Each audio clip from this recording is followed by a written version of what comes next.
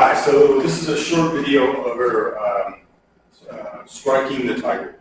It's a posture that is within Chang Tai Chi and other styles of Tai Chi. Like some of the other videos that we've made over the applied movements, most of the postures in Tai Chi will have more than one use. It could be striking and locking and throwing, or it could be locking and throwing, or locking and striking, what have you. So this movement is no different. We're going to look at it as a strike, as a control in two ways, and then we're going to take those controls and we're going to turn it into a natural throw. So the striking tiger looks like this. This motion like this.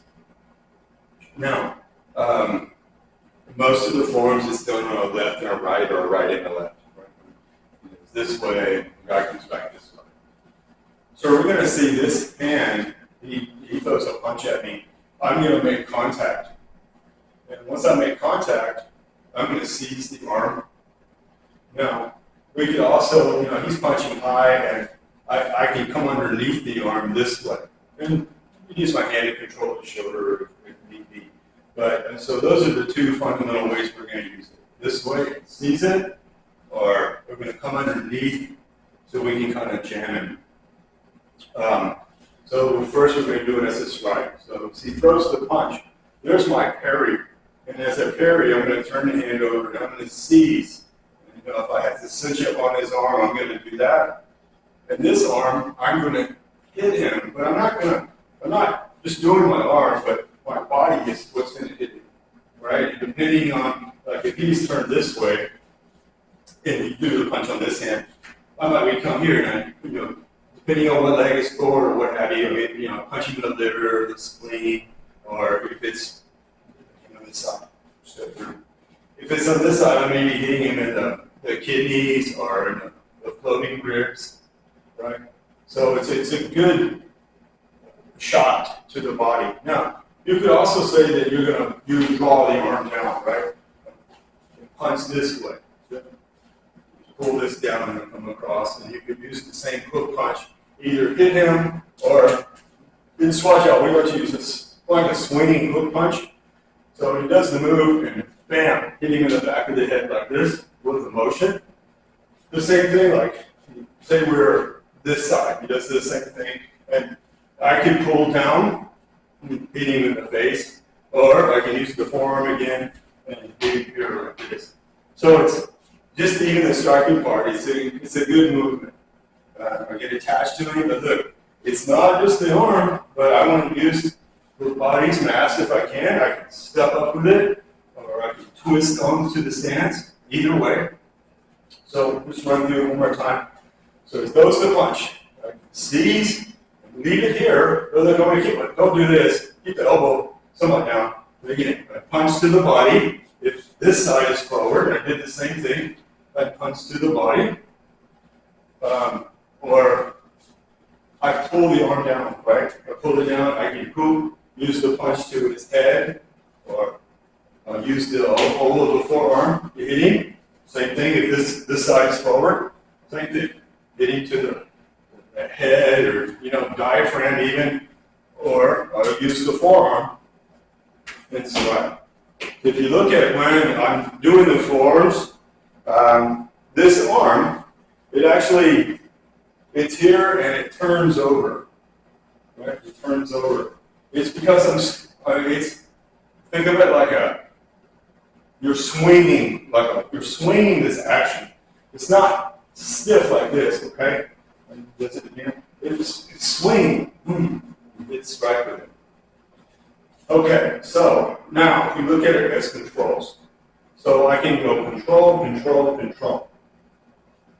Again, with this arm, I make this contact, and look, I don't really like to, just in reality, if we can do something in an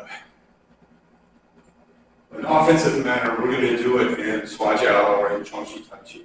So I want to make sure you understand that too. I might do this to try to invoke a response from you, to get this. Or I may do this and he doesn't block it at all, and I hit him and then hit him with the other hand. Okay? Purely doing this is just show the basic idea, but there's much more that we can do with it. So again, he throws the punch, and I'm going to go for his waistline. This would be really difficult for me to get all the way here, but I should be able to get here. I'm just closing in the distance on his flank, right? So he throws the punch, and I can leave it up high for right now, and as I go to pull it across, I'm going to step. And look, I want to get him if I can. Don't try to do it like this and try to reach to grab this thing. If he moves, you're going to miss it. Also, too, if I hit him like with my shoulder or my torso, I can somewhat destabilize him, and then he has to recover somewhat to be able to take another step or to try to execute something. You can still do something anyway. Of course, we all know that there's always variables, right? So here, and just a boom, hit. And I got here, look, I've got this arm. I can get rid of it or not, but from here, it would be something like I'm trying to do embracing of some sort, picking him up and dumping him, or dropping this arm and grabbing this leg and tossing him, or kind of making him go backwards, right? So he's going to do it to me, okay? So I throw my punch in, he seizes this, and look, he's going to try to hit me with his chest, boom. Again. Again, punch. So I really want to think I'm going to bump him. It's one thing to hit him a little bit, but try your best to kind of shake his foundation. If he's moving a little bit, it's easier for me to potentially trip him or make him fall down. Boom. All right? Don't try to catch me, go with me. You see what I mean? Like, don't bump him and then try to hold him, right? Like if I do this and I bump him, don't try to then stabilize him, right? Bump him as he moves. You stick with the guy. As those legs are moving, you try to restabilize himself or get a position again. That's the time to attack those legs. Do the same thing, but from the head, right? So the same striking tiger. Look, we're going to pull this, and we're going to change them. Close this in, and again, I'm not trying to punch him. I'm going to try to hit him with his forearm to get his head. And when you're practicing this with somebody, you don't hit him too hard in the back of the head. And look, if I do it this way, I know I've got contact. If this guy is good at evading movements like this, all he's going to do is duck. And then I'm on his back. He's on my flank. Well, of course, you can come back there. Don't worry about that today. So try to make contact, and then wrap him up. And look, you can keep this arm, or you can close it up and get his head with both, or you can grab the leg, or he can even push this across and get to his front side.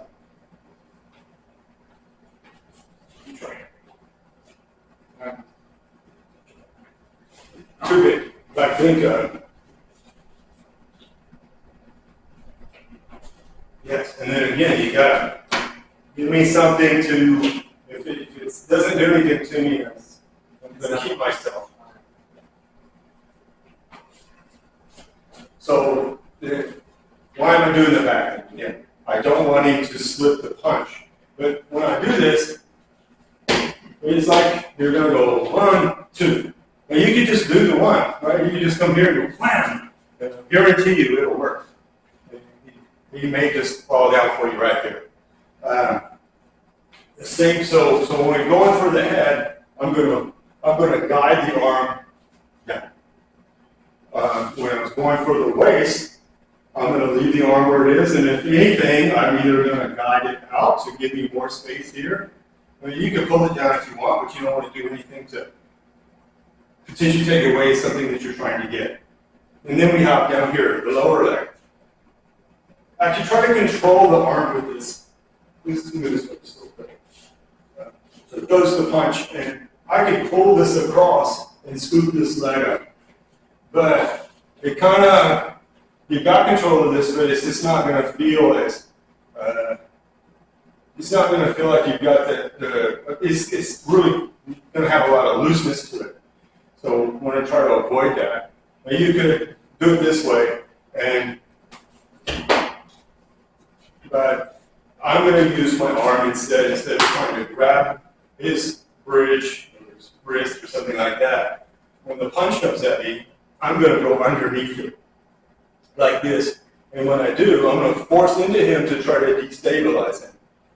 I'm going to scoop this up. Now, it's best if you step through with the back leg when you do it, right? So when he throws the punch, this way, right?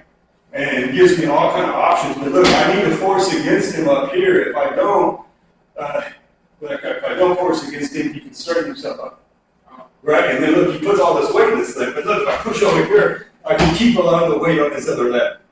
And also, too, this gives me options for execution of a takedown. I'm just going to try it on me. So he's going to, just think, you want to get on this side of the elbow. And then look, it's not about me forcing the arm up, but I want to slide my forearm to under here, like this, right? Now, if he pushes into me, it's easy for him to like tilt me. When he does, he takes this weight off, he's going to try to scoop this leg up.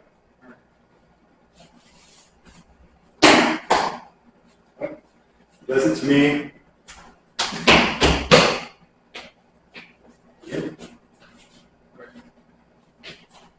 Get underneath it, and then start pushing the shoulder girdle over to capture the leg. I'm doing one motion. Yeah, better. All right, so we're going to review some of the striking here, and then we'll look at this as the takedown.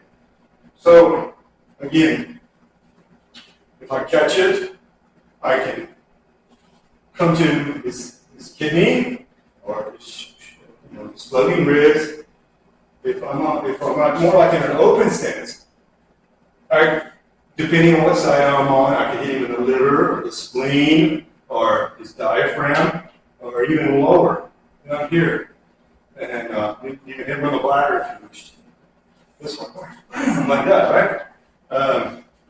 If I go up high, right, punches, I can pull the hand down if I want, hit him in the head, or I can use the forearm to strike him. The same thing this way. I can hit him, I can hit him in the diaphragm, I can hit him in the head. Same thing. But, like, think of it like this. He throws a big swinging punch. Like, so you have fair lady works the shutters, you have extend the arms or fan to the back. You have this move. These are great moves against these common things that people want to swing on you on the street. They're either going to throw big straight lines, and a lot of times they're going to throw big arcs. And this is a good move for that, right? Even if he throws, we'll say he throws a straight line punch at me, right? I should be able, right, on this side here, he throws the straight, I should be able to come inside and strike him with it. It may look like a classical martial art move, but I don't have to always look like I'm a boxer, right? I teach Kung Fu, but whether I've done boxing or not is, in my past is irrelevant, but I don't have to make everything look like it's boxing. There's that posture will work cleanly. Just like he throws a hook punch and just fan through the back, right? I don't have to make it look like I'm doing Sandai, and I gotta roll myself up and strike, pull and strike and all of that. I don't need that. I'm not saying that it's not effective, and I'm not saying that I don't teach that stuff, but you should feel confident that these movements can work in we'll say in a more of a real world situation, right? You got fair lady works the shutters. He feels that straight, and I should be able to strike him with it, right? From the outside, the same thing, straight. I should be able to block it, stand him, or go for his ribs or both sides of his torso. This move is no different.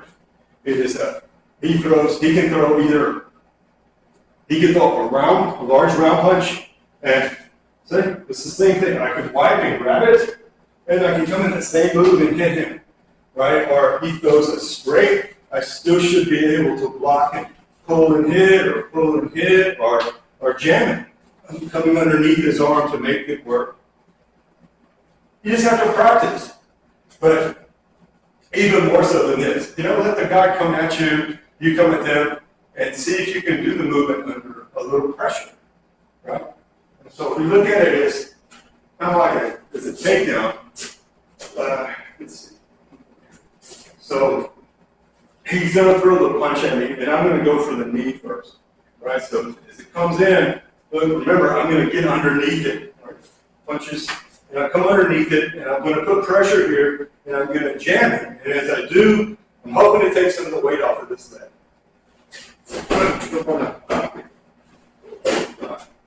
I don't have magic cheap pouch, man. He throws the punch, I come underneath, and as I capture this leg, look, I can go several ways.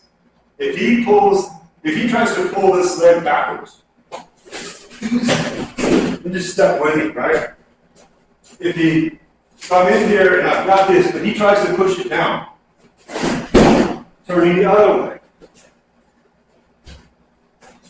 If I'm in here and I caught this, and again, he tries to push it back behind him, that's a great time for me to step in and hook his leg. I don't have to wait for him for anything, though, too. If I did this, and I catch this, look, I'm right here like this, all I gotta do is spin. I can use my leg, too. I'm here like this, and look, I'm not gonna throw you down. I can either take the leg here, I can take the leg here, I can go this way, I can spin and go this way. Now I'm going to put it down. Goes the punch. I'm going to catch it. I don't know. Maybe taking it. It's not that complicated. If we do it from the waist, he throws the punch, and whether I block and seize it, remember, I'm going to try to hit him with me. I get this inside. And look, I'll get the waist, and from here, easy time. And you can do several of those. If I go for the head, right, does the punch, and I've got it, and I pull. Remember, I'd probably hit this dude with my forearm first. And that may be enough to make him not want anymore, but I don't know that.